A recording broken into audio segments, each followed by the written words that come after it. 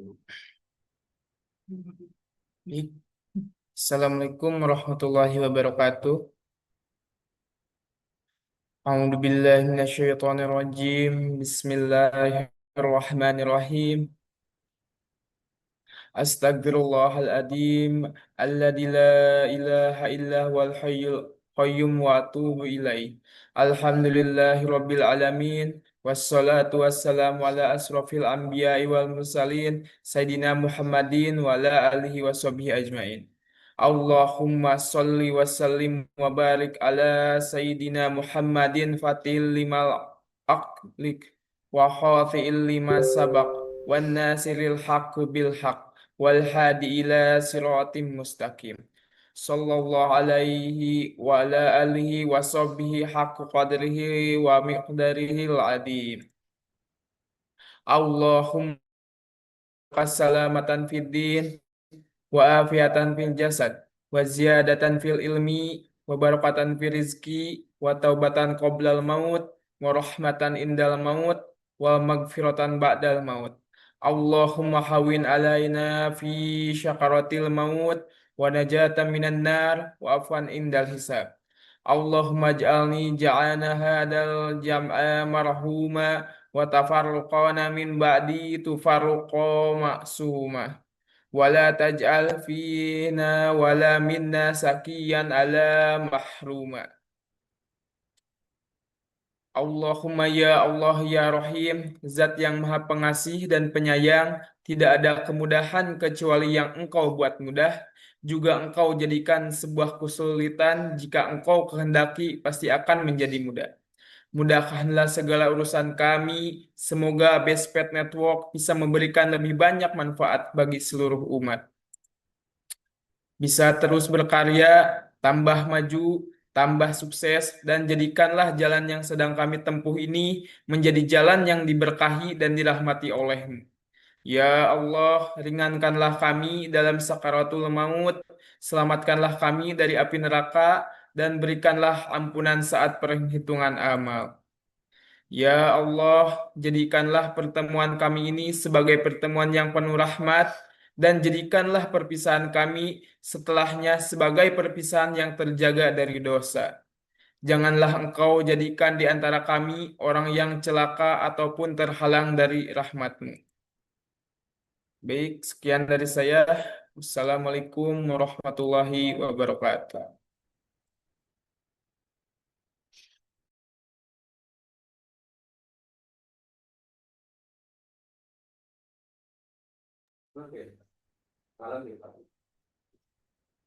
Baiklah, terima kasih kepada host. Oke, sebelumnya izinkan saya untuk memulai webinar ini.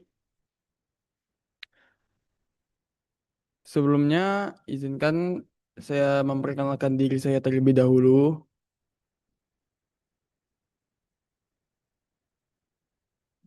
Perkenalkan, nama saya Davin Zafran Saumi.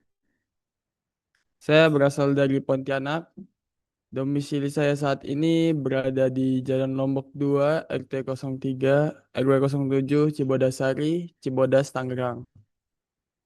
Pendidikan formal saat ini yang saya tempuh SMKN Negeri 4 Pontianak. Untuk non formalnya sekarang saya berada di Bestped Academy. Untuk sosial media saya di situ tertera Instagram saya yakni @depin_zf. Baiklah, akan saya lanjut. Materi yang akan saya bawakan pada hari ini yakni introduce VoIP. Nah, di sini ada beberapa daftar isi yang saya cantumkan. Yang pertama ada tantangan komunikasi tradisional sebagai latar belakangnya. Selanjutnya, apa itu VoIP? Dan selanjutnya ada fungsi dari VoIP. Yang keempat ada sejarahnya, bagaimana VoIP itu berkembang. Dan kelima ada cara kerja VoIP. Yang keenam ada implementasi dari VoIP. Yang ketujuh ada apa sih kelebihannya dari voice over ini? Yang kedelapan nanti kita akan mencoba untuk membuat sebuah topologi dan mengkonfigurasinya di Cisco Packet Tracer.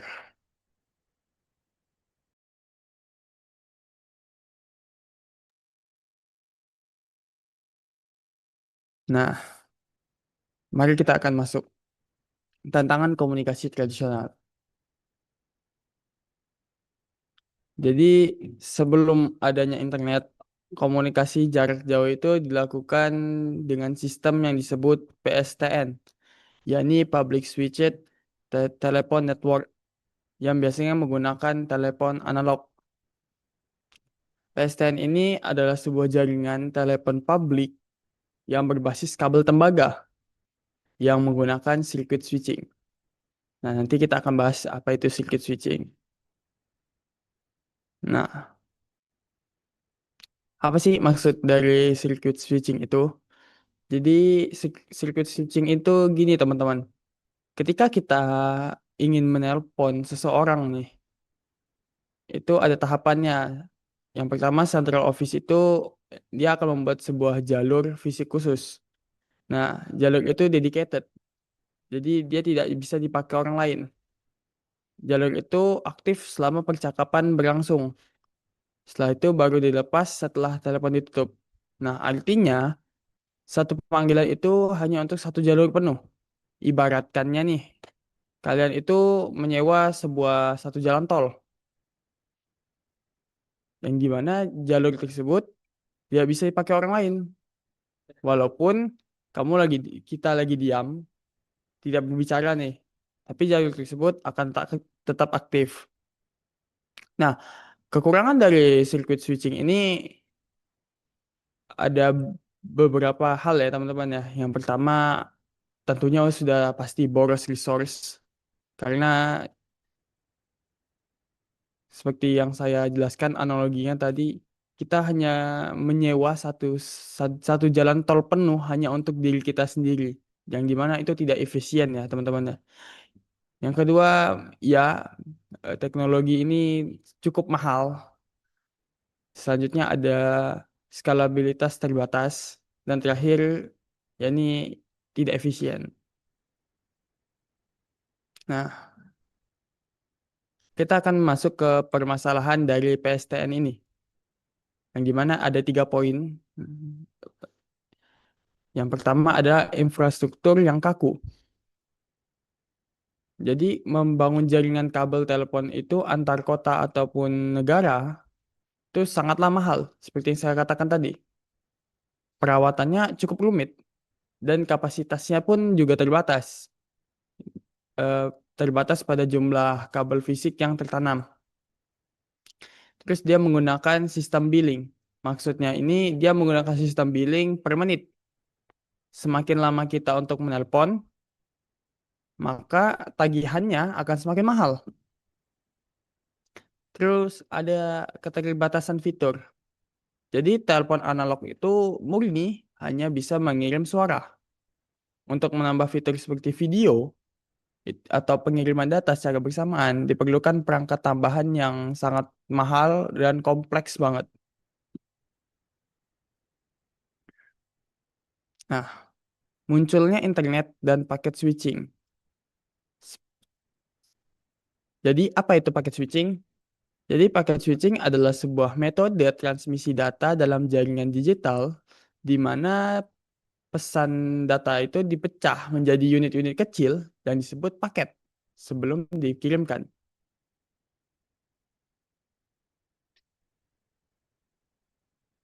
Nah, internet ini kan dibangun dengan konsep namanya paket switching. Ini nih kebalikannya teman-teman dari circuit switching tadi. Di paket switching ini data akan dipecah menjadi paket kecil, terus paket tersebut dikirim lewat jalur yang berbeda. Tidak ada jalurnya tetap. Nah, jaringan pun bisa dipakai bersama-sama. Semuanya ini berbasis IP dan akan muncul pertanyaan besar. Kalau data bisa dikirimkan lewat IP, kenapa suara tidak? Nah, Dari sinilah ide VoIP itu muncul. Kita akan masuk. Apa itu VoIP? Nah, VoIP itu adalah kepanjangan dari Voice over Internet Protocol. Ini adalah sebuah teknologi yang memungkinkan suara itu dikirim melalui koneksi internet. Singkatnya, Voice over IP protokol ini mengubah sinyal suara analog itu menjadi paket data digital yang dikirimkan melalui jaringan IP atau melalui internet, bukan melalui jaringan telepon kabel PSTN yang terdahulu. Bahasa gampangnya, VoIP ini nelpon, tapi kita lewat internet, teman-teman. Bukan lewat kabel telepon yang konvensional. Kita akan masuk eh, ke segmen selanjutnya, yakni fungsi dari VoIP. Nah, di sini ada beberapa fungsi dari Voice over IP Protocol, teman-teman. Yang pertama, dia itu dapat melakukan pengiriman suara dan video secara real time. Jadi secara langsung ya. Terus yang kedua, dia itu memungkinkan pengguna untuk menerima, menolak, ataupun memutuskan panggilan telepon tersebut. Yang terakhir, di sini pengguna dapat melakukan panggilan dari mana saja menggunakan smartphone, komputer, ataupun telepon VoIP. Yang terpenting, dia itu terhubung dengan internet. Poinnya adalah dia harus terhubung, teman-teman, dengan internet tersebut. Selagi ada internet, berarti masih bisa. Nah, kita akan masuk pada sejarah dari Voice over IP protokol ini, teman-teman. Bisa dilihat di sini ada beberapa bagian dari perkembangan Voice over IP protokol. Yang dimana ada pada masa awal, pada tahun 1973, itu ada era eksperimen. Selanjutnya di selanjutnya dengan kelahiran internet phone pada 1991, munculnya standar protokol, migrasi enterprise, era mobile, era cloud, dan masih banyak lagi. Nanti kita akan bahas satu-satu, teman-teman. Kita akan bahas dulu dari era paling awal sekali dari Voice over IP protokol ini. Nah, kita akan bahas di sini. Era eksperimen pada tahun 1973 hingga 1980-an. Nah, jauh sebelum internet publik itu ada, para peneliti itu sudah mencoba mengirimkan suara itu melalui jaringan komputer, teman-teman.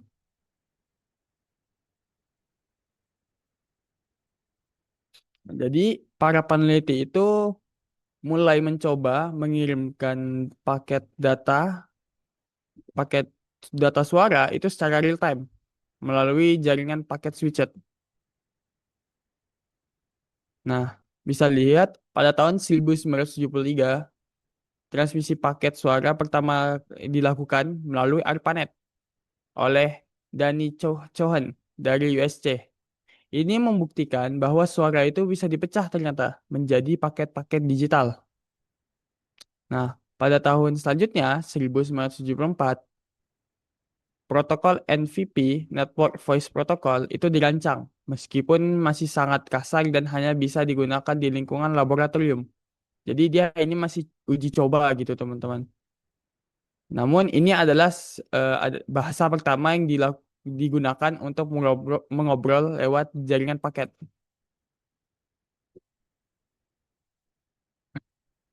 Nah, balik lagi ke jaringan paket switched. Itu dia ada masalah, teman-teman, di situ. Yang pertama, masalahnya itu delay-nya tinggi. Selanjutnya, bandwidth-nya kecil. Selain itu, kompresinya belum efisien.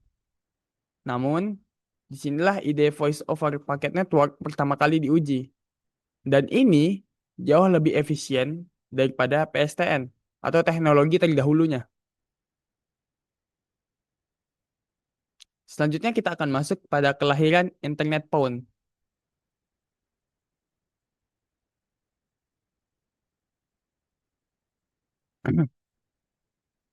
Jadi pada tahun 1955, perusahaan Israel bernama Vocaltech meluncurkan internet phone. Nah, ini adalah sebuah software VoIP komersial pertama di dunia. Namun dia mempunyai kendala, teman-teman. Ya, ini penggunanya harus memiliki sound card, mikrofon, dan speaker yang sama. Selain itu, kedua pengguna harus online di waktu yang sama lewat internet ya di sini ya. Dia tidak menggunakan PSTN lagi. Kualitasnya kualitas suaranya jauh di bawah telepon kabel. Namun orang-orang tuh sangat takjub karena bisa menelpon antar negara secara gratis. Perlu kita ingat lagi bahwa menelpon dengan PSTN itu akan dikenakan tarif per menitnya, teman-teman. Namun dengan adanya network ini, dengan adanya jaringan, ini tidak dikenakan, teman-teman. Jika kita mengingat pada tahun 1990-an ini, internet itu sudah mulai banyak digunakan, teman-teman. ISP pun banyak bermunculan dan PC-PC pun sudah mulai umum. Dan ini juga untuk pertama kalinya suara manusia itu dikirim sepenuhnya lewat jaringan IP publik. Kita akan masuk kepada segmen selanjutnya, yaitu adalah munculnya standar dan protokol pada tahun 1956 hingga 1999-an. Jadi, jadi setelah Vocaltech tadi itu muncul, kebutuhan standar global mengenai VoIP mulai dipandang serius, teman-teman, oleh industri telekomunikasi. Jadi pada tahun 1996 itu muncul yang namanya protokol H323 yang dirilis oleh IT ITU-T, yang di mana fungsinya itu untuk mengatur komunikasi multimedia di jaringan paket switched, digunakan untuk VoIP awal-awal nih. Namun ada sedikit masalah pada masa ini, yang di mana dia itu kompleks, lalu berat. Setelah itu kurang fleksibel lah. Nah, pada tahun 1998 ada yang namanya VoIP Gateway. Nah, ini adalah sebuah alat yang bisa menghubungkan jaringan telepon biasa, PSTN ini, terhubung dengan internet. Jadi ini sebagai bisa dibilang kayak pihak penengahnya lah, agar dia terhubung dengan internet. Jadi artinya itu kita bisa menelpon dari PC ke nomor telepon rumah biasa, teman-teman, atau telepon analog. Selanjutnya pada tahun 1999, ya ini adalah adanya teknologi protokol SIP, Session Initiation Protocol, yang dikembangkan oleh IETF. SIP ini lebih ringan, berbasis berbasis teks, mirip HTTP, lebih fleksibel. Inilah yang akhirnya menjadi standar utama VoIP modern. Nah, itu selanjutnya itu masuk kepada tahun 2000-an hingga 2005. Jadi VoIP itu meledak ke dunia nyata. Jadi inilah masa di mana voice over IP protokol itu menjadi arus utama gitu. Karena internet yang semakin cepat oleh DSL dan sebagainya. Jadi pada tahun 2003 itu Skype itu diluncurkan oleh Niklas Zennström dan Janus Friis. Yang di mana Skype ini mengubah segalanya karena sangat mudah digunakan, memiliki kualitas suara juga yang jernih. Skype itu sangat revolusioner, teman-teman. Dikarenakan dia itu gratis antar pengguna, terus murah ke PSTN, dan user friendly. Nah, inilah momen masyarakat tuh sadar kalau telepon tuh tidak harus lewat kabel telepon. Nah, pada sekitar tahun 2005, itu Google juga meluncurkan namanya Google Talk yang terintegrasi VoIP ke dalam ekosistem browser dan email. Ini suatu terobosan baru juga yang berasal dari Google. Oke, saya akan lanjutkan. Nah, masuklah pada tahun 2005 hingga 2015-an. Ya, ini migrasi enterprise. Perusahaan-perusahaan itu sudah mulai sadar, teman-teman. Mereka itu punya jaringan LAN, dia juga mempunyai router dan switch. Kenapa telepon masih terpisah? Maka lahirlah seperti IPPBX, Unified Communication, call center berbasis VoIP. Nah, vendor-vendor besar seperti Cisco System itu mulai menjual solusi IP teleponi enterprise.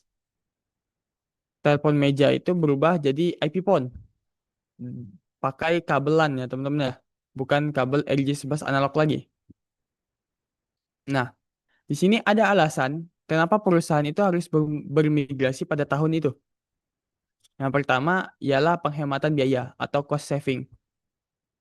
Jadi maksudnya gimana? Ya ini pengurangan biaya panggilan jarak jauh dan internasional secara drastis. Pada sistem tradisional, perusahaan itu harus membayar biaya langganan. Maksudnya langganan jalur telepon PSTN-nya dan biaya interlokal yang sangat-sangat mahal. Nah, dengan voice over IP protokol, suaranya itu diubah menjadi paket data. Paket data ini dikirimkan melalui internet. Dan ini jauh lebih efisien dan lebih murah dibandingkan kita menggunakan PSTN dan masih berlangganan, teman-teman. Selanjutnya, ada efisiensi infrastruktur. Maksudnya seperti apa? Jadi, efisiensi infrastruktur ini adalah menggabungkan jaringan data dan suara menjadi satu jaringan IP. Seperti yang kita tahu, dahulu kantor itu memiliki dua jalur. Yang pertama untuk jalur telepon tentunya LJ11. Bisa menggunakan kabel LJ11 ya. Dan satu lagi untuk internet. Biasanya menggunakan kabel LJ45. Ini sangatlah tidak efisien dan tidak terstruktur gitu. Efeknya dengan adanya menggabungkan jaringan data ini, jaringan data dan dan suara menjadi satu jaringan IP, itu efeknya ialah jaringan yang ada di data itu,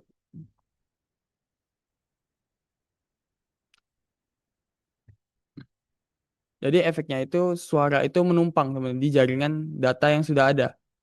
Perusahaan hanya perlu mengelola satu infrastruktur tunggal saja. Jadi yang dikelola dan diurus ibaratnya itu cuma satu.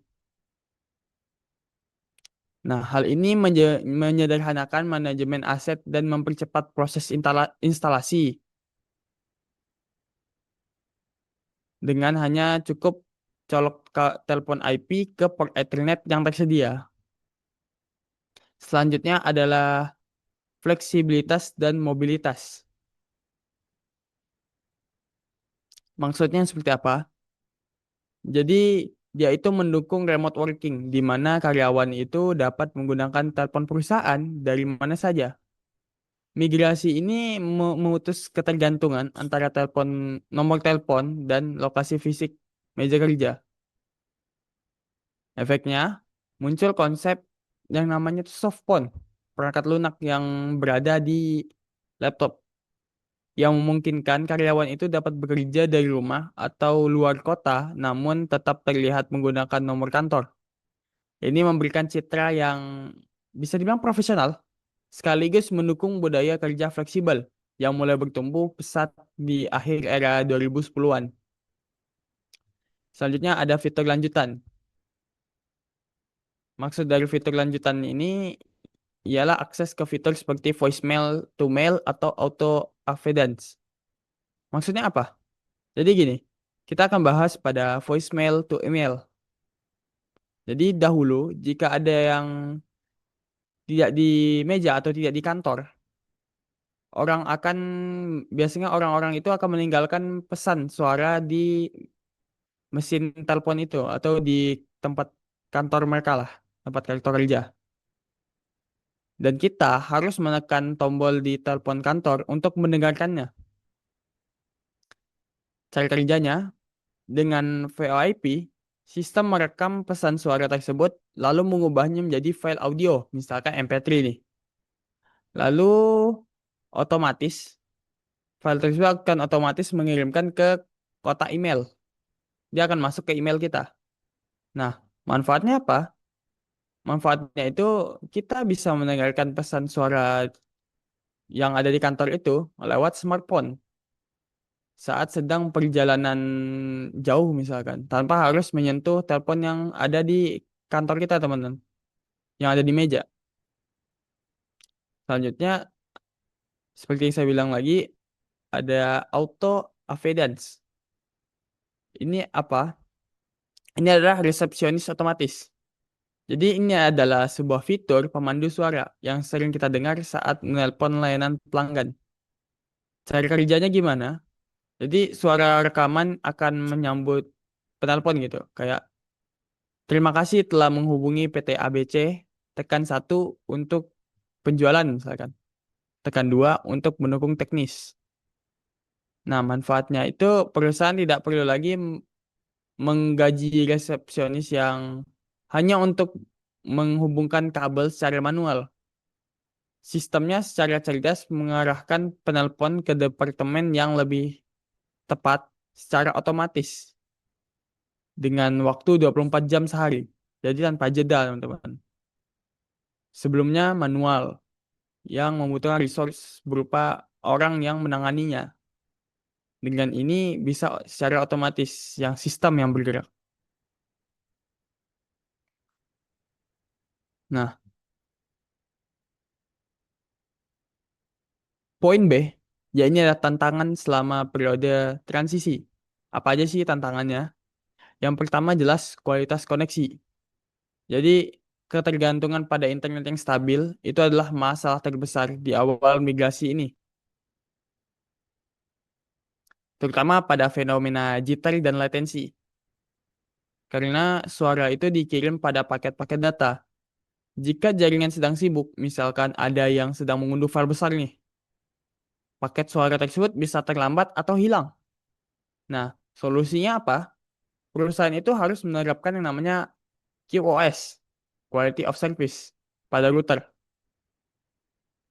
Jadi ini adalah sebuah instruksi khusus yang memerintahkan jaringan untuk memprioritaskan paket suara di atas lalu lintas data lainnya, agar percakapan tersebut tidak putus-putus.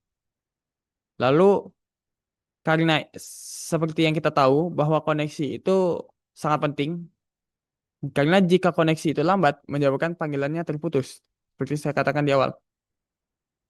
Terus adalah masalah interoperabilitas vendor atau login. Jadi vendor seperti Cisco, Avaya, dan lain sebagainya itu mulai memperbarui sistem mereka untuk mendukung VoIP. Jadi pada periode tersebut 2005 hingga 2015-an, banyak vendor besar seperti Cisco itu menggunakan protokol semi tertutup agar perusahaannya terus agar perusahaan kita nih terus membeli perangkat-perangkat dari mereka terus. Jadi kayak mereka juga ingin untung kan dari penjualan mereka. Jadi mau nggak mau kita harus membeli perangkat mereka terus gitu. Dampaknya apa? Perusahaan sering kesulitan ketika ingin menggabungkan telepon IP merek A dengan server merek B. Nah, hal ini juga yang memaksa industri untuk benar-benar mengadopsi standar SIP, Session Initiation Protocol, secara universal agar semua perangkat dari vendor yang berbeda bisa berkomunikasi, bisa berbicara satu sama lain tanpa adanya hambatan. Nah, poin terakhir adalah keamanan. Seperti yang kita tahu, kekhawatiran akan peretasan suara itu pastinya ada dan menjadi tantangan pada saat itu. Inilah yang mendorong pengembangan metode keamanan seperti end-to-end encryption. Apa sih resikonya dari keamanan ini? Jadi banyak muncul ancaman seperti ada yang namanya toll found. Jadi peretas itu masuk ke sistem VIP perusahaan untuk melakukan panggilan internasional yang mahal dengan menggunakan biaya perusahaan ataupun dia menyadap paket data. Nah, ini memaksa Departemen IT untuk memasang SBC, Session Border Controller, yang berfungsi sebagai firewall khusus untuk lalu lintas suara gitu. Nah, masuklah hingga kita pada tahun 2014-an, itu ada era yang booming pada saat itu, yakni smartphone. Nah, munculnya smartphone terutama pada jaringan 4G, dari 3G ke 4G nih. Itu membuat VIP tidak lagi terbatas di meja kerja doang, teman-teman, di kantor doang gitu. Karena seperti yang kita tahu, sebelum tahun 2010 itu, kalau kita nelpon dari HP, suaranya itu lewat jaring GSM atau 3G milik operator. Yang dimana itu dikenakan biaya dihitung per menit. Ya, kalau bahasa gampangnya pulsa lah. Yang seperti kita tahu itu pulsa, teman-teman. SMS juga sama. Dia harus mengirim lewat pulsa. Dia akan dipotong per pesan. Hah. Nah, pada tahun 2010-an itu aplikasi pesan, salah satunya tuh seperti WhatsApp, itu mulai menambahkan fitur panggilan suara. Sebelumnya WhatsApp itu hanya untuk message saja, teman-teman, hanya untuk pesan.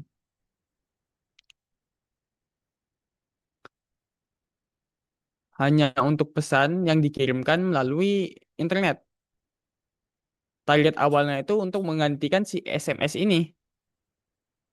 Nah, pada tahun sekitar 2014, itu WhatsApp meluncurkan fitur namanya voice call, yakni membawa VoIP ke miliaran HP di dunia. WhatsApp sendiri itu sudah berdiri pada tahun 2009, teman-teman. Yang pada awalnya hanya untuk kebutuhan SMS. Mungkin kita sekarang tahunya WhatsApp itu sudah berkembang pesat, bisa digunakan untuk share screen misalkan, untuk video call dan sebagainya. Padahal pada awalnya itu hanya diciptakan untuk pesan teks saja, teman-teman. Mengingat pada masa itu juga internet di HP masih sangat lambat, bisa dibilang, dan juga mahal, belum stabil juga untuk eh, suara real time, untuk nelpon secara real time gitu, itu belum stabil lah. Jadi walaupun di PC ada namanya VoIP, misalkan kayak teknologi Skype itu tadi, ya walaupun ada, cuman nggak bisa disandingkan gitu dengan di HP lah. Masih belum nyaman di HP. Cuman sudah mulai berkembang. Lalu sekitar 2014-an ini barulah muncul yang seperti saya katakan tadi, teknologi 4G LTE dengan membawa perkembangan seperti paket data itu menjadi lebih murah lagi. Terus jaringannya cukup stabil, cukup cepat juga, dan latensinya makin rendah. Kalau sekarang kan yang sedang terjadi itu sudah 5G ya teman-teman ya. Jadi perkembangannya lebih cepat lagi teman-teman, lebih stabil lagi, lebih bagus lagi jaringannya. Nah, di sini juga kita masukin yang namanya era cloud. Jadi sekitar tahun 2015 itu banyak perusahaan mulai meninggalkan perangkat keras fisik yang besar dan sangat mahal pada saat itu yang berada di kantor-kantor mereka, kantor-kantor ataupun instansi dan lain sebagainya. Jadi gini teman, cloud itu bukan lagi eksperimen lagi teman, bukan hanya untuk uji coba lagi. Jadi perusahaan besar pun mulai percaya pada layanan cloud. Misalkan nih, seperti cloud-cloud besar itu punya Amazon, terus Microsoft maupun Google. Dikarenakan infrastruktur server global mereka itu sangat stabil, bisa dibilang, scalable, dan bisa melayani jutaan user sekaligus. Dan di sini jugalah titik di mana VoIP itu ikut berevolusi. Sebelum adanya cloud, kita kilas balik lagi nih. Sebelum adanya cloud, perusahaan itu harus membeli yang namanya sebuah server, terus membeli lisensi, harus di maintenance juga, datanya harus di backup. Nah, dengan adanya cloud, ini diharapkan mempermudah teman-teman. Mempermudah dari segi apa? Dengan adanya cloud, kita tidak perlu membeli peralatan seperti perangkat keras lagi. Kita hanya perlu menyewa dari provider. Jadi server VoIP itu tidak berada di lokasi perusahaan kita, melainkan kita sewa di data center dari providernya. Jadi yang kita butuhkan untuk perusahaan kita yaitu adalah internet yang stabil. Yang kedua adalah perangkat fisiknya, yaitu IP phone, ataupun kita menggunakan smartphone pun bisa, ataupun pada saat itu menggunakan komputer dengan softphone, serta akun login teman-teman. Nah, artinya apa? Kita itu bisa login dari laptop, bisa login dari HP, jadi bisa pindah-pindah perangkat tanpa ganti nomor.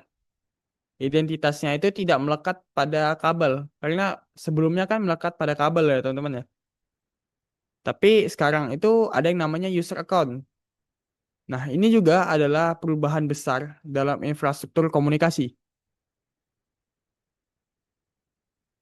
Nah, mengingat kembali, keamanan itu jadi fokus yang baru juga teman-teman dengan adanya cloud. Karena semuanya kan berjalan lewat internet publik. Jadi keamanan ini pasti jadi prioritas utama juga. Nah, tapi Cloud VIP itu sudah dilengkapi dengan yang namanya end-to-end encryption, teman-teman, ataupun multi-factor authentication. Jadi kita tidak perlu khawatir lagi ya, teman-teman ya. Biasanya sudah disediakan dan sudah ada pada vendor-vendor penyedianya. Jadi kita tidak perlu khawatir lagi akan bahayanya dari hal-hal seperti itu. Lanjut. Nah, kita masuk pada era pandemi dan standarisasi video. Walaupun era cloud itu sudah berakhir, maaf, walaupun era cloud itu dimulai pada tahun 2015, tapi titik ledaknya itu ada pada tahun 2020 pada saat pandemi global, teman-teman. Jadi, seperti yang kita tahu, pada tahun 2020 itu terjadi sebuah fenomena yang krusial dalam sejarah maupun sejarah telekomunikasi ya. Ya ini adalah pandemi COVID-19, COVID-19, yang dimana mereka memaksa kita, mau nggak mau, suka nggak suka, itu harus bekerja dari rumah. Karena kita di lockdown gitu teman-teman. Dilarang untuk keluar. Untuk keluar saja sangat Susah ya kan? Apalagi katanya 2 minggu, teman-teman. 2 minggu libur, ujung-ujungnya 2 tahun. Jadi VoIP ini yang tadinya merupakan fitur pendukung kantor aja, tiba-tiba jadi tulang punggungnya ekonomi. Nah, saya tekankan lagi.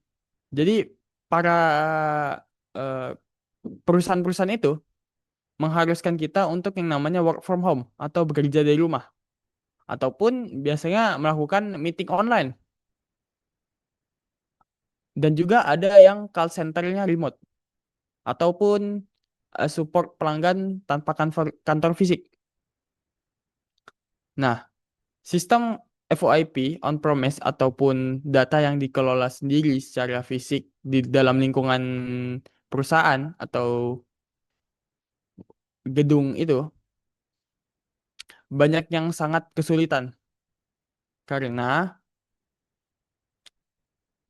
seperti yang saya katakan sebelumnya, ya ini bergantung pada kantor fisik. Jadi aksesnya itu sangat terbatas. Lalu kebanyakan itu tidak dirancang untuk remote secara total. Mungkin dikarenakan privasi, dikarenakan eh, keamanan dan lain sebagainya. Nah, sedangkan sistem cloud ini kita tuh bisa dari mana aja.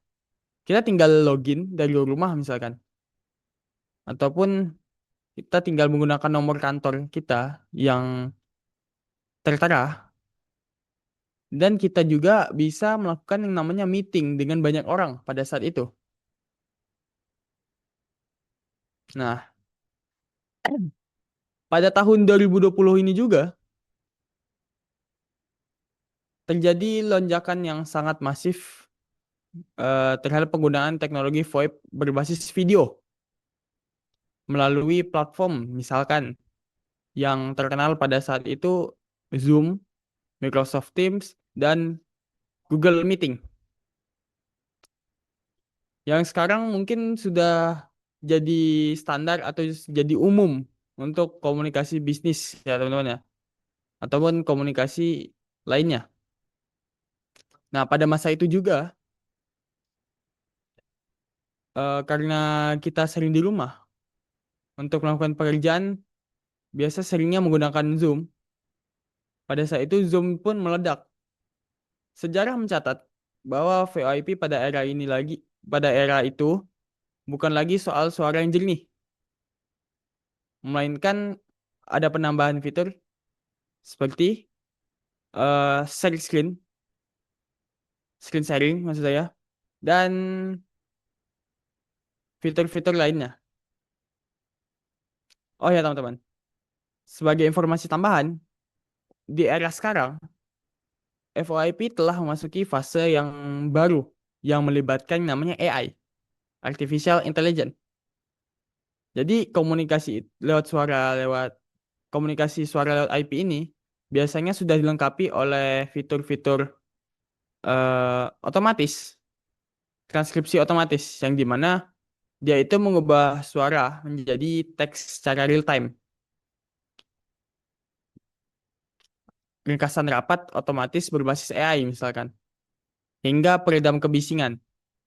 Ada yang namanya noise cancellation, teman-teman. Jadi dia bisa meredam suara dengan berbasis algoritma yang bisa menghilangkan gangguan-gangguan kecil. Biasanya noise cancellation ini kita sering temukan di TWS juga, teman-teman. Baiklah, akan saya lanjut selanjutnya. Kita akan masuk pada cara kerja dari FYP. Gimana sih cara kerjanya? Nah, di sini ada beberapa poin. 1, 2, 3, 4, 5, cukup banyak. Kita akan eh, bahas. Yang pertama itu suara itu ditangkap. Jadi ketika user kita nih berbicara, maka mikrofon itu akan menangkap suara kita, menangkap suara analog. Nah, selanjutnya suara analog itu akan diubah, dikonversi menjadi digital oleh ADC. Ada yang namanya ADC, Analog to Digital Converter. Selanjutnya, data yang tadi yang sudah dikonversi itu dikompresi atau nama lainnya dikodek. Data tersebut dikompresi menggunakan kodek dan dienkapsulasi, disegmentasikan. Data digital tersebut dikompresi agar menghemat bandwidth dan dipecah menjadi paket-paket yang kecil. Terus tahap selanjutnya adalah transmisi. Jadi setelah data-data tersebut dipecah menjadi paket-paket kecil, pada pada nomor 4, paket-paket ini dikirim melalui internet menggunakan protokol yang seperti saya bilang, SIP, teman-teman. Session Initiation Protocol. Nah, sampailah ke terakhir, yakni ke penerima. Di sisi penerima, paket-paket tersebut disusun kembali, lalu dikonversi digital to analog. Data digital itu diubah kembali menjadi suara yang bisa didengar ke telinga penerimanya itu. Nah, kita akan masuk pada implementasi FOIP. Jadi penggunaan FOIP ini di mana gitu. Nah, sebagai contoh di sini yang pertama adalah di sektor perbankan. Kita bayangkan saja teman-teman. Kita membayangkan saja ini. Banyak bank-bank besar itu yang kita ketahui, mereka itu pastinya punya ribuan karyawan, punya ratusan cabang. Nasabahnya pasti jutaan, ribuan jutaan, kita tidak tahu. Pastinya banyak yang menggunakannya. Jadi bank itu membutuhkan call center 24/7. Harus nyala tiap hari. Harus ada. Komunikasi terus antar cabang dia. Terus dia membutuhkan perekaman percakapan. Terus dia membutuhkan juga sistem antrian otomatis dan integrasi dengan database nasabah. Jadi contohnya gini teman-teman, untuk di sektor perbankan. Bayangkan kita itu menelpon customer service dari bank gitu. Kita menelpon eh, nomor resmi bank misalkan. Nah, telepon itu masuk ke sistem FOIP pusat, bukan langsung ke orangnya dulu. Nah, setelah itu kita pasti akan mendengar tekan satu untuk informasi saldo, tekan dua untuk kartu hilang misalkan. Nah, itu adalah namanya sistem IFR, Interactive Voice Response, yang berjalan di server FIP. Terus ada yang namanya routing otomatis. Jadi ketika kalau kita tekan angka 2 nih, yang seperti saya bilang kartu hilang, sistem itu akan otomatis mengarahkan kita ke tim khusus. Dan dia akan memilih agent atau orang yang sedang kosong.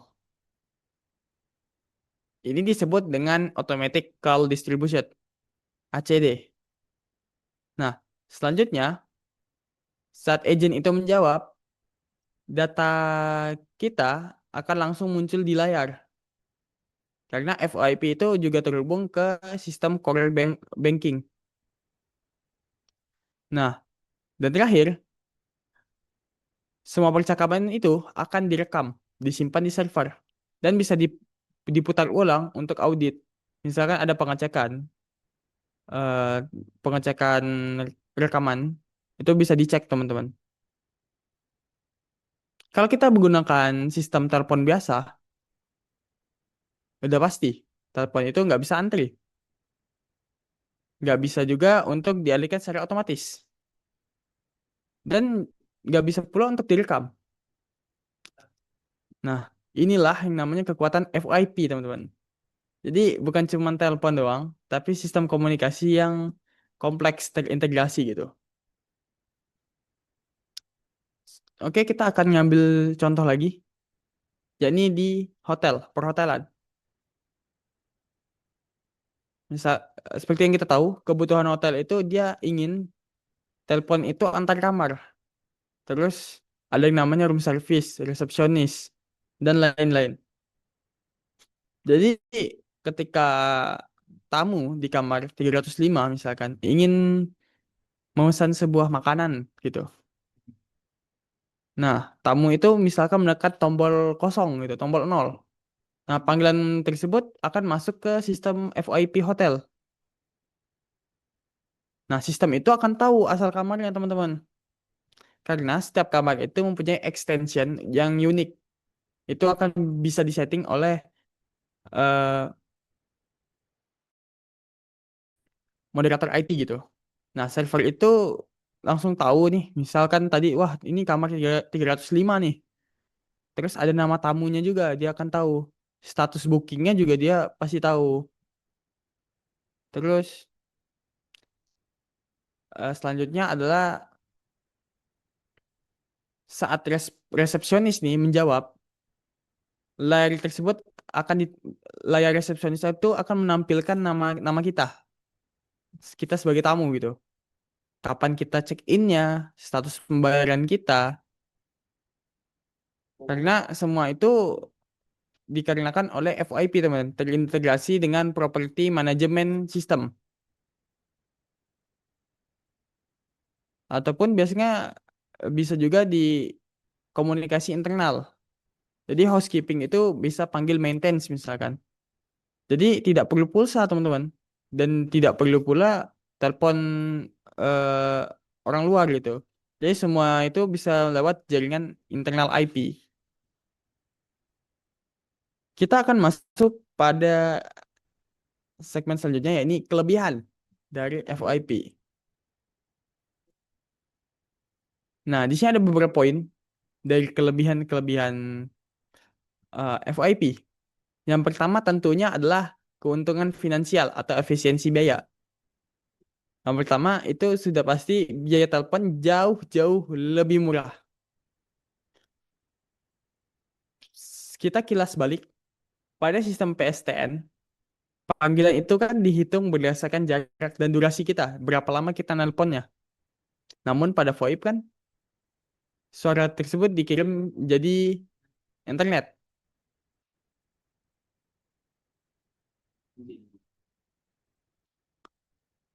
Terus ada poin kedua ini fiturnya lebih lengkap. Jadi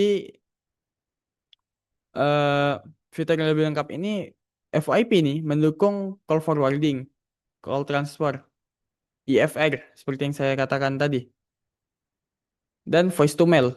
Nah, ini lebih lebih bagus atau teknologinya lebih maju dibandingkan hanya telepon analog biasa. Selanjutnya adalah mendukung multi cabang. Jadi ketika perusahaan dengan banyak cabang nih, itu dia bisa register IP phone ke satu server pusat saja. Dan komunikasi antar cabang itu gratis.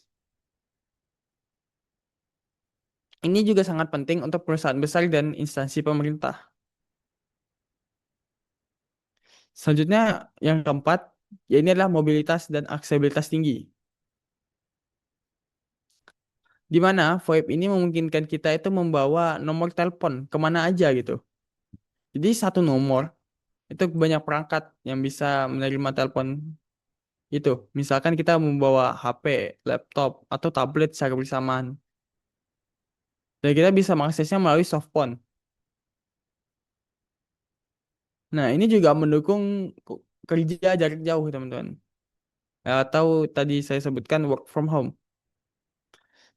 Intinya selama ada koneksi. Kuncinya itu ada koneksi internet saja, teman-teman.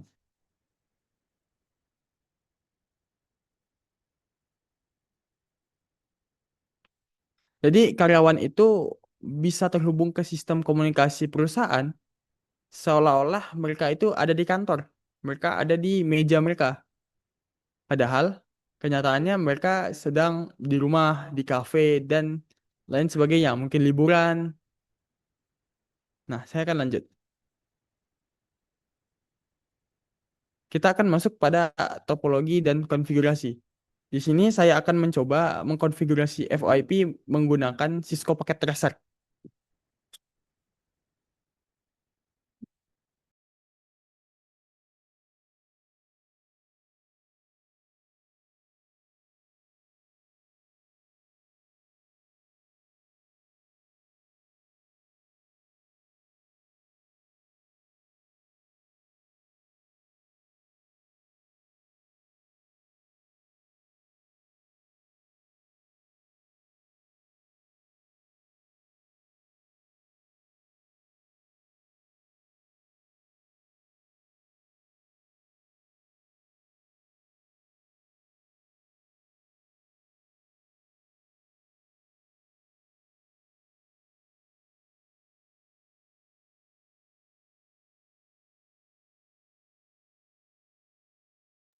Ya, baiklah teman-teman. Di sini saya akan mencoba membuka Cisco Packet Tracer.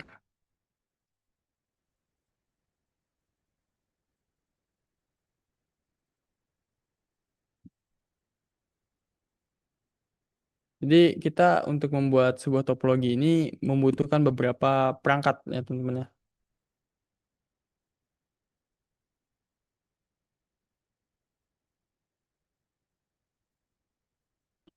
Jadi yang pertama yang kita butuhkan tentunya adalah sebuah router. Router yang kita pakai akan kita pakai ini adalah 2811. Terus kita akan juga menggunakan sebuah switch dan 3 buah IP pon. Jadi kita akan pilih dulu switchnya. Kita menggunakan ini saja, switch 24 yang per 24. Setelah itu kita akan menambahkan IP pon sebanyak 3 buah saja.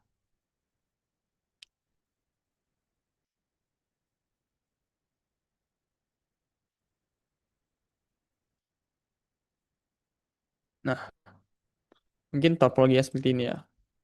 Terus kita akan hubungkan nih menggunakan copper strike. Jadi kita akan hubungkan ini ke switch. Oke, kita hubungkan terlebih dahulu. Kita tinggal pasang-pasangkan saja. Dan dari switch, kita tinggal pasangkan ke si router. Tidak lupa pada iPhone itu kita harus menambahkan eh, bisa dibilang adapter mungkin ya. Agar si IP pon-nya ini hidup, nyala. Tinggal kita geser saja di sini. Makanya otomatis nyala teman-teman. Kabel powernya lah bisa dibilang. Jadi tinggal kita seret saja. Nah, letaknya di sini teman-teman di bawah ini. Jika sudah, langkah pertama mungkin kita akan mengkonfigurasi switch-nya dulu ya teman-teman ya. Kita cukup menekan sekali saja.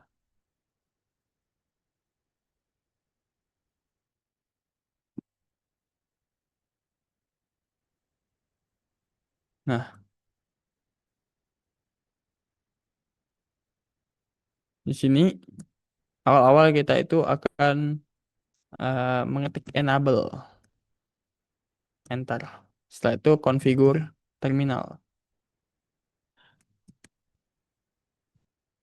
Nah, sudah. Selanjutnya apa? Selanjutnya kita akan mengetikkan eh, interface range dari port FA 0 sampai 1 gini. Setelah itu enter. Setelah itu kita akan mengetik membuat sebuah VLAN, yakni dengan switch port tab aja voice VLAN 1 gini teman-teman. Pastikan kalimatnya seperti ini ya teman-teman ya. Lalu kita enter. Itu exit deh. Nah, untuk switch hanya begini saja teman-teman. Simpel kan? Nah,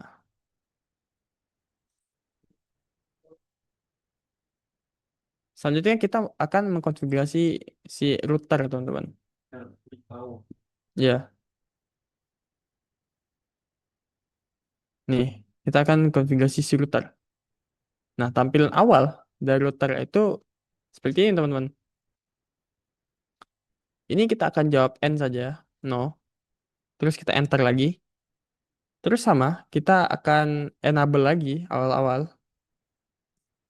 Dan kita akan masuk ke mode dengan configure terminal.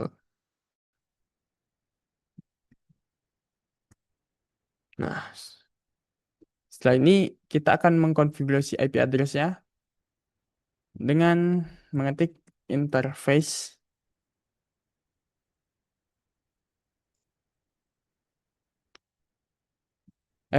Interface FA00. Karena tadi di topologi kita itu interface-nya terhubung FA00, teman-teman. Fast Ethernet 00. Enter. Setelah itu no shutdown.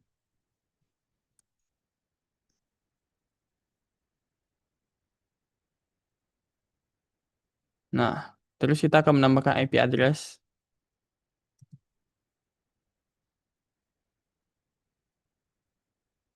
Terus 92.168.1.1. Jangan lupa subnet masknya. Nah, seperti ini ya teman-teman ya. Lalu kita enter saja.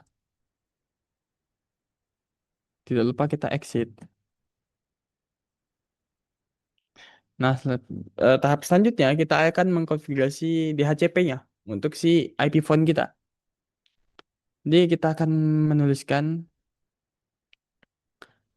IP DHCP full voice.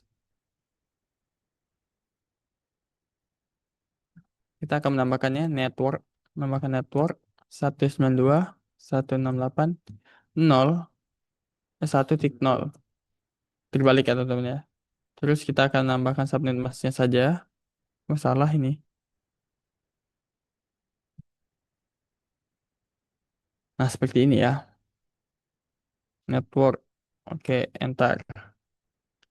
Setelah itu kita akan menambahkan default gateway-nya.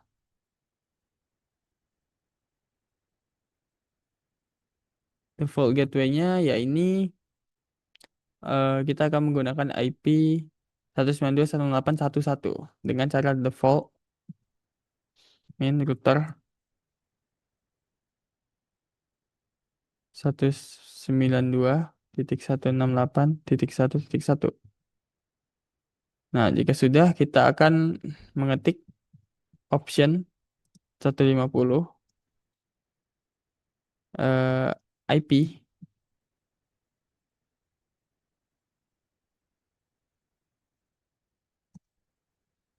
192.168.1. Sebentar.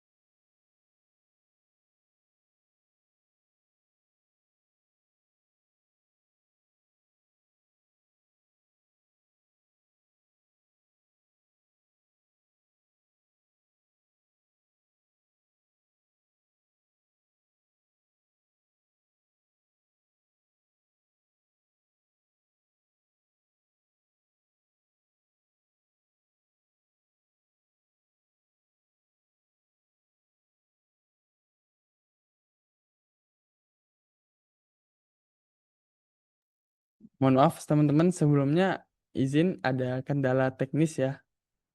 Mohon ditunggu ya sebentar ya teman-teman ya.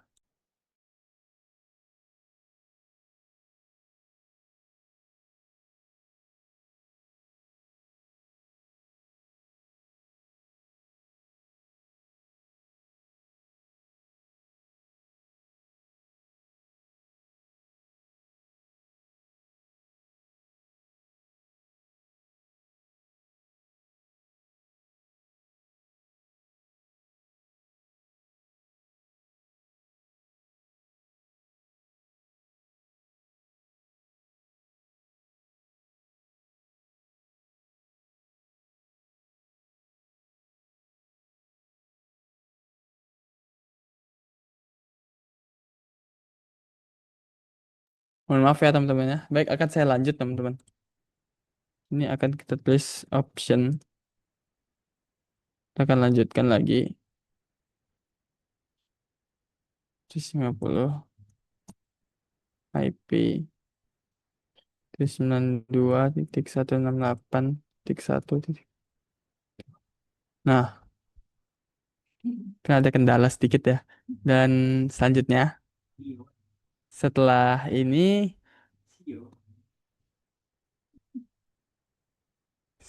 kita akan exit saja.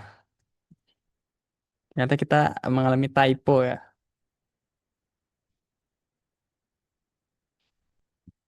Nah, terus selanjutnya kita tuliskan saja IP DHCP lagi.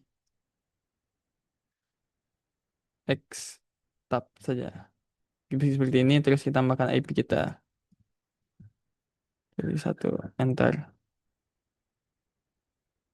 Terus kita akan memberikan service pada telepon kita dengan cara telepon teleponi service.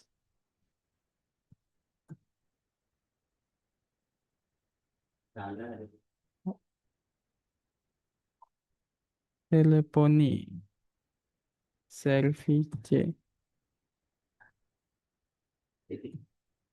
Eh,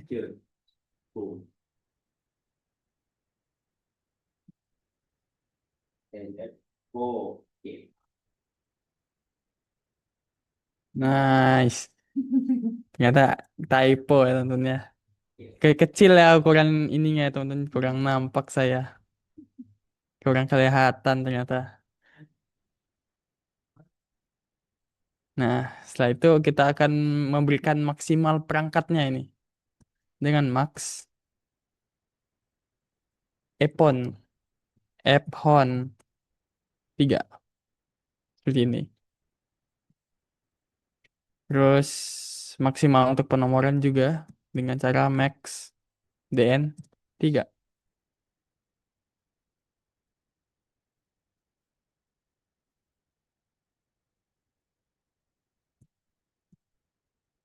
Kita akan memberikan IP source-nya. Nah, IP source address 192.168.131 menggunakan port 2000. Seperti ini. Saya itu tinggal enter saja. Setelah itu tidak lupa dengan auto enter 1 sampai 3. 1 to 3. Terus kita exit teman-teman. Nah, sekarang kita akan memasang IP penomoran pada IP PON. Di sini saya akan menuliskan epon DN 1 misalkan. Dia akan masuk ke sini. Terus kita akan tulis number. Misalkan kita akan kasih 8211 misalkan.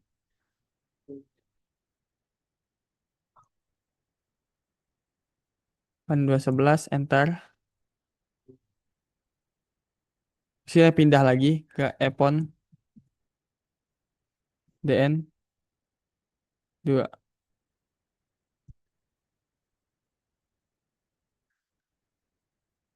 Terus kita tulis number 8212 misalkan. Terus kita akan pindah lagi ke epon 3.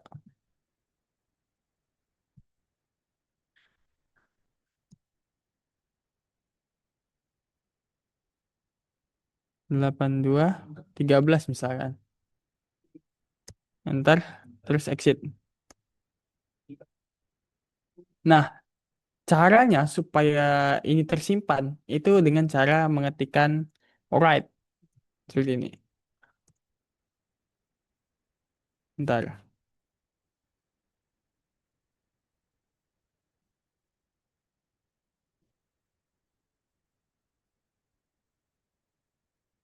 Kecil sekali tulisannya ini.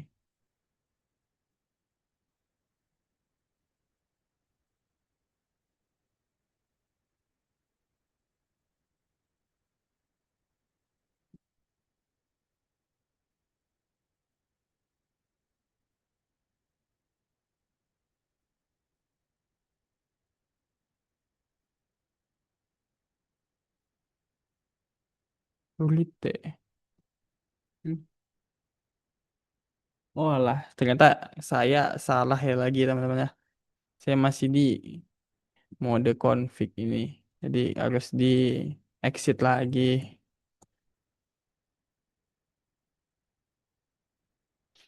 Nih, coba kita lagi. Nah, ternyata sudah ya teman-teman ya. Jadi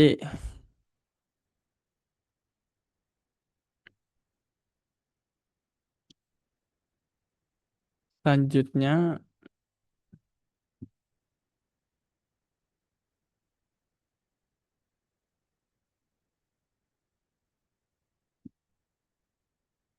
sebenarnya saya akan menguji coba gitu. Apakah saya beneran berhasil teman-teman? Kita akan menguji coba dengan mengetik ini. Terus kita gegui. Terus apalagi? Ini juga gegui. Terus terakhir ini gegui lagi.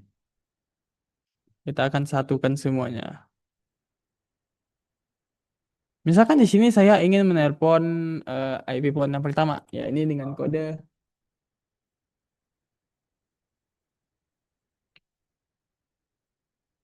kurang kelihatan saya.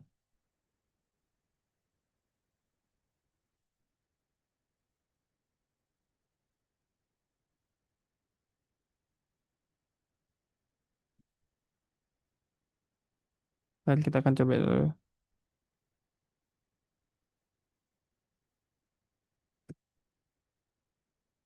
Wah, tidak mau ya, teman-teman ya. Sebentar.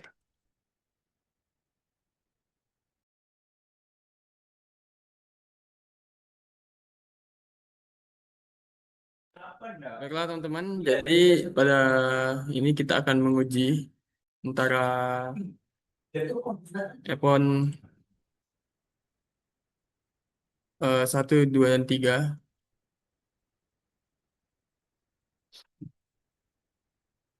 Kita akan mencoba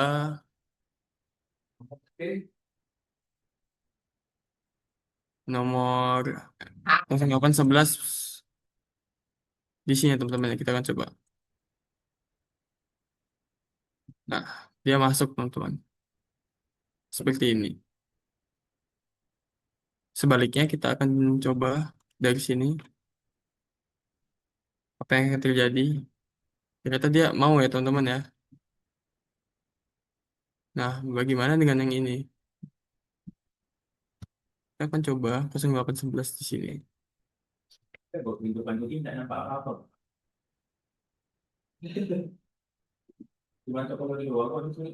Oh iya, Kak.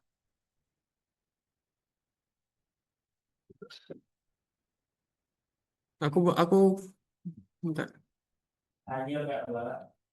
Iya, ke semua tuh.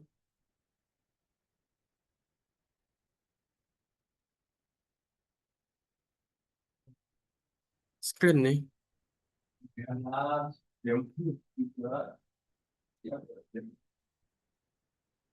Nah, di sini kita akan mencoba mengecek.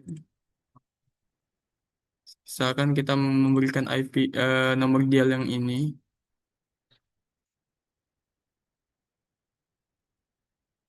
kita bisa ya. Sebaliknya, kita akan mencoba juga memberikan nomor IP, nomor dialnya. Nah, maka sebaliknya pada nomor IP PON 2 kita akan coba untuk mengetik 0811. Nah, ternyata mau ya. Nah, mungkin itu saja dari saya mengenai praktek Cisco-nya. Selebihnya saya akan kembalikan kepada narasumber. Terima kasih.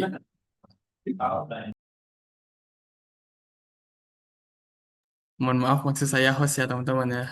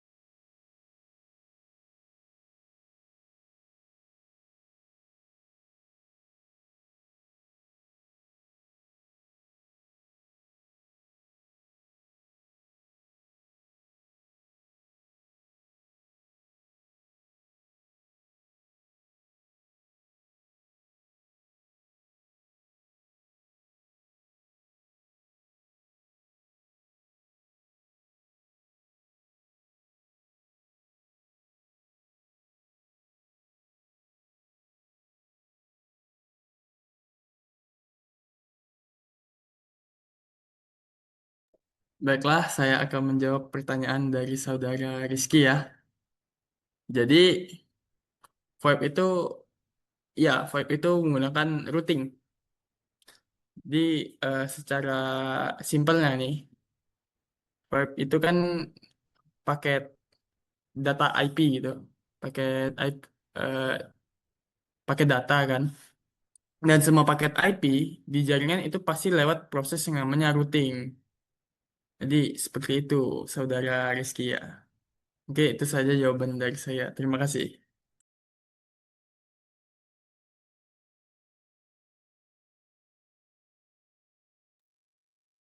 Assalamualaikum warahmatullahi wabarakatuh. Baik, perkenalkan nama saya Aditya Priyatna dan pada kesempatan ini saya akan memperkenalkan Bestpet Network, sebuah perusahaan yang bergerak di bidang IT.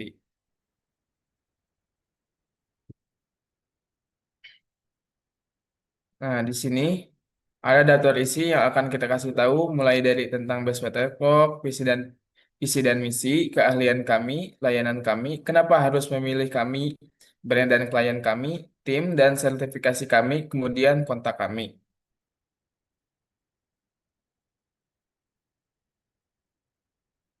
Bestpet Network didirikan pada tahun 2016 dan sejak saat itu kami telah berkembang menjadi penyedia solusi IT yang andal.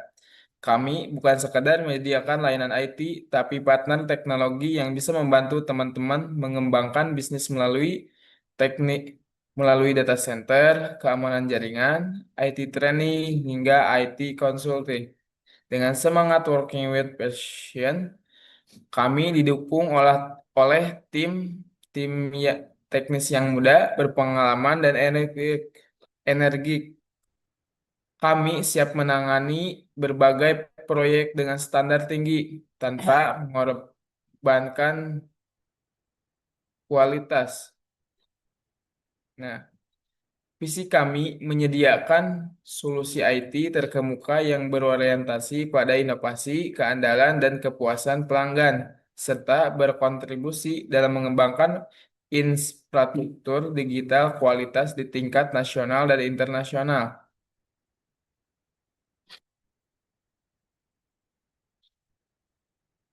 Lanjut. Nah, Kami ingin menjelaskan beberapa keahlian utama yang kami miliki di Bestplat Network yang memungkinkan kami untuk memberikan solusi IT menyeluruh untuk setiap kebutuhan perusahaan teman-teman. Nah, yang pertama di sini ada komputer network. Kami memiliki keahlian dalam jaringan komputer melalui dari desain hingga implementasi untuk memastikan koneksi yang stabil dan efisien di seluruh organisasi Anda. Solusi kami memungkinkan Anda untuk mendukung operasional yang lebih baik dan lebih cepat. Kedua, ada network cabling. Kami juga ahli dalam pemasangan kabel jaringan yang sangat penting untuk memastikan bahwa infrastruktur IT Anda dapat mendukung kecepatan stabilitas jaringan. Pemasangan kabel yang rapi dan terinstruktur dengan baik dan mengoptimalkan kinerja jaringan Anda. Tiga, ada cyber security. Keamanan cyber merupakan prioritas utama kami. Dengan solusi keamanan cyber yang kami tawarkan, kami melindungi data sistem Anda dan berbagai ancaman seperti malware, serangan hacker, dan kebocoran data. Kami bekerja untuk memastikan bahwa semua informasi perusahaan Anda tetap aman. Nah, di sini ada beberapa dokumentasi surat kontrak kerja terkait layanan konsulting. Di sini ada konsulting satu, dua,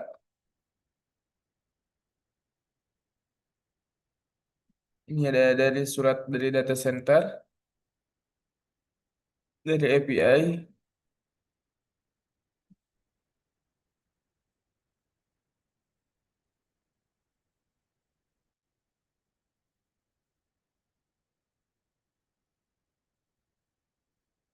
Nah, intinya semua dokumen konsulting ini menunjukkan beragam proyek konsultasi yang mencakup desain, perencanaan, dan perencanaan infrastruktur IT dan data center untuk berbagai instansi dan kebutuhan. Nah, di sini ada dokumentasi program keahlian bersertifikasi untuk mengembangkan keterampilan tenaga kinerja Anda. Pelatihan yang kami tawarkan meliputi berbagai topik seperti segmen routing MPLS, mikrotik, dan CIESP yang diadakan di berbagai lokasi internasional seperti Singapura, Malaysia, dan Timur Leste. Pelatihan ini bertujuan untuk meningkatkan kemampuan profesional yang mengelola infrastruktur jaringan yang kompleks.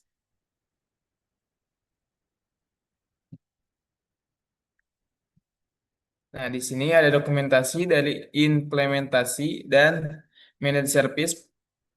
Pada foto-foto tersebut, terlihat tim kami sedang melakukan berbagai aktivitas data center melalui dari instasi, perangkat jaringan, hingga pengecekan server.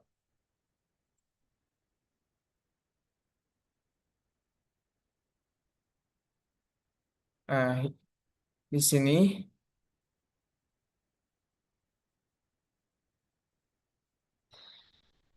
di sini ada dokumentasi penataan kabel. Ini contoh nyata dari proses implementasi dan managed service yang kami lakukan, di mana kami benar-benar terjun langsung untuk memastikan seluruh infrastruktur IT berjalan lancar dan dikelola dengan baik.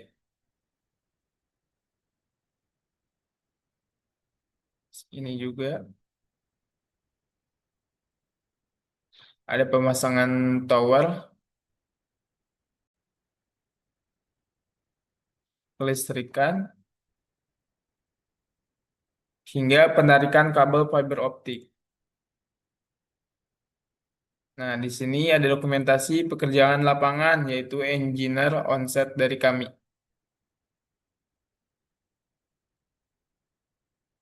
Nah, di sini ada dokumentasi foto beberapa ID card dari berbagai perusahaan seperti Pins, kemudian ada dari Metrocom dan Trenoket. Ini menunjukkan kalau kami menyediakan layanan outsourcing untuk berbagai industri dan kebutuhan dari klien yang bisa dapat tenaga profesional yang sesuai dengan report rekrutmen panjang. Nah, dan ini ada portofolio yang berisi proyek yang dikerjakan oleh Westpad NATO dari 2013 sampai 2025. desain dan planning. Lanjut, di sini ada konsultan dari 2019 sampai 2024, training, sistem audit, struktur material, manajer service,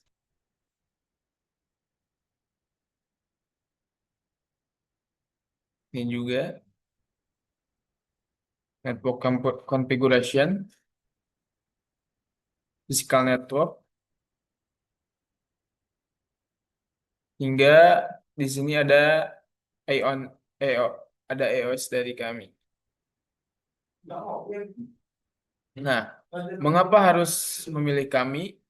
Karena kami berpengalaman sejak 2016 dan telah menangani berbagai proyek besar sampai punya solusi IT fleksibel dan bisa disesuaikan dengan kebutuhan bisnis Anda. Kami juga memakai teknologi terbaru yang selalu update dengan perkembangan industri. Kami juga dipercaya banyak instansi perusahaan besar, termasuk dari sektor pemerintahan dan swasta. Bicara soal kepercayaan, kami sudah bekerja sama dengan berbagai instansi pemerintahan dan perusahaan swasta di dalam dan di luar negeri. Selain itu, kami juga didukung oleh vendor teknologi global, jadi teman-teman bisa yakin bahwa solusi yang kami tawarkan selalu update dan menggunakan standar internasional. Di sini seperti ada dari brand-brand global internasional dari Fortinet, Mikrotik, K3C Juniper, Ruji, Cisco, Huawei, sampai Omada TP-Link.